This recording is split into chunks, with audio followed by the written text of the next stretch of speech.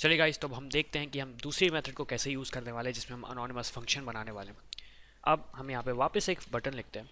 हमने यहाँ पे लिखा बटन और यहाँ पे लिखते हैं touch me if you can, और ये हमारा बटन हुआ। काफ़ी शैतान बटन है हमारा।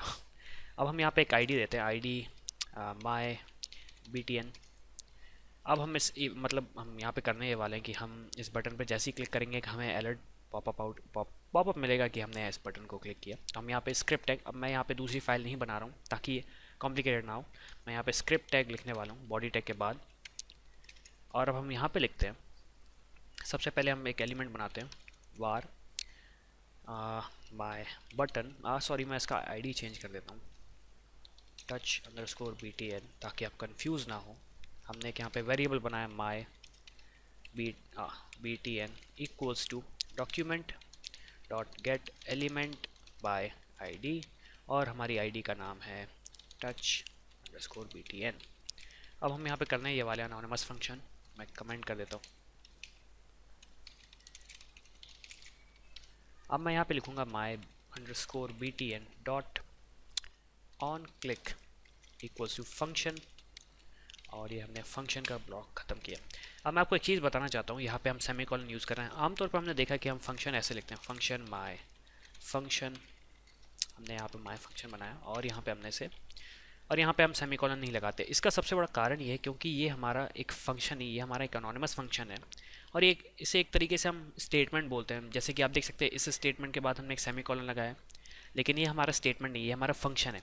लेकिन ये वाला जो पार्ट है ये हमारा एक स्टेटमेंट है, इसलिए हमें यहाँ पे सेमीकोलन लगाना है। तो इसे अगर आप देख रहे हैं कि ये फंक्शन है, तो एग्जैक्टली फंक्शन तो है, इसे हम एनोनिमस फंक्शन बोलते हैं, लेकिन इसे हम एज अ स्टेटमेंट डील करते हैं। तो यहाँ पे हमने एक सेमीकोलन लगाया।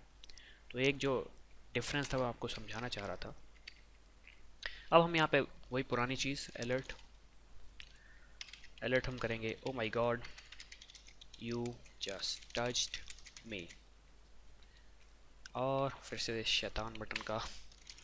अब हम इसे रिफ़्रेश करें, सॉरी इसे सेव करेंगे और इसे हम रन करने वाले हैं। और ये हमारा, इसे हम रिफ़्रेश करेंगे और जैसे ही हम इस पर क्लिक करेंगे तो आप देख सकते हो ओ my god you just touched मी। और ये हमारा पहली मेथड थी, उसमें ये सिर्फ ये था। तो हम बेसिकली कर वही चीज़ रहे हैं, लेकिन हम उसे दो तरीके से कर रहे हैं। एक पहला तरीका हमारा मेथड 1, जो कि मैं रिकमेंड नहीं करता हूँ, आप प्लीज़ उसे यूज़ ना करें। दूसरा तरीका ये। चलिए गाइस, तो हम तीसरा और फाइनल तरीका देखने वाले हैं इवेंट हैंडलिंग का। तो हम यहाँ पे एक फिर से नटखट बटन बनाने वाले हैं, उसकी आईडी हम देते हैं टच मी बटन, और हम यहाँ पे लिखेंगे touch me if you can, और ये हमारा बटन हुआ। अब हम यहाँ पे स्क्रिप्ट लगाते हैं, जैसे कि मैं आपको बता चुका हूँ। मैं स्क्रिप्ट टैग यहाँ पे यूज़ इसलिए कर रहा हूँ ताकि मैं कॉम्प्लेक्स नहीं बनाना चाहता हूँ इस बार। अब हम यहाँ पे लिखते हैं, सबसे पहले एक वेरिएबल बनाएंगे वार कीवर्ड, हम वेरिएबल का नाम देते हैं, वेरिएबल का नाम देते हैं my BTN equals to, sorry new नहीं, document dot get element by ID, और हमारी आईडी थी टच। मैं इसे कॉपी कर लेता हूँ ताकि मैं स्पेलिंग मिस्टेक ना करूँ। फिर हम यहाँ पे करते हैं, अब हम ऐड इवेंट लिस्नर एक तरीके से बोल सकते हैं इस मेथड को। अब हम यहाँ पे करेंगे माई BTN dot add event listener. अब हम यहाँ पे इवेंट का नाम देंगे, इवेंट का नाम है क्लिक। अब यहाँ पे एक डिफरेंस ये है, हमने यहाँ पे यूज़ किया था ऑन क्लिक, और हम ऐड इवेंट लिस्नर में सिर्फ क्लिक लगाते हैं, हम ऑन नहीं लगाते। फिर हमारे पास उस फंक्शन का नाम देना जो कि हैंडल करेगा जैसे हम इस इवेंट को एक तरीके से एग्जीक्यूट करेंगे, या फिर जैसे यूज़र उस क्लिक करेगा कहीं भी। हम यहाँ पे लिख सकते हैं टच मी फंक्शन, और अब हम यहाँ पे फंक्शन बनाते हैं। हम यहाँ पे लिखेंगे फंक्शन टच मी फंक्शन, और यहाँ पे हम सिर्फ सिंपल करने वाले अलर्ट, और हम यहाँ पे लिखते हैं oh my god you did it again, और हम इसे सेव करेंगे और इसे हम रन करते हैं। तो ये हमारी फाइल है, और अब हम जैसे इस बटन पर क्लिक करेंगे, oh my god you did, oh my god you just, oh my god you did it again, हमारे ये बटन हुआ। तो आज हम मतलब अभी हमने देखा अभी तक कि हम इवेंट को कैसे हैंडल कर सकते हैं। अब मैं यहाँ पे एक चीज़ आपको बताना चाह रहा था जो पहले नहीं बताई, वो ये कि हमें ये वाली मेथड क्यों यूज़ नहीं करनी है। हमें ये मेथड इसलिए यूज़ नहीं करनी, फॉर एग्जांपल हमारे पास 3 बटन और हैं, मैं इसे कॉपी कर लेता हूँ।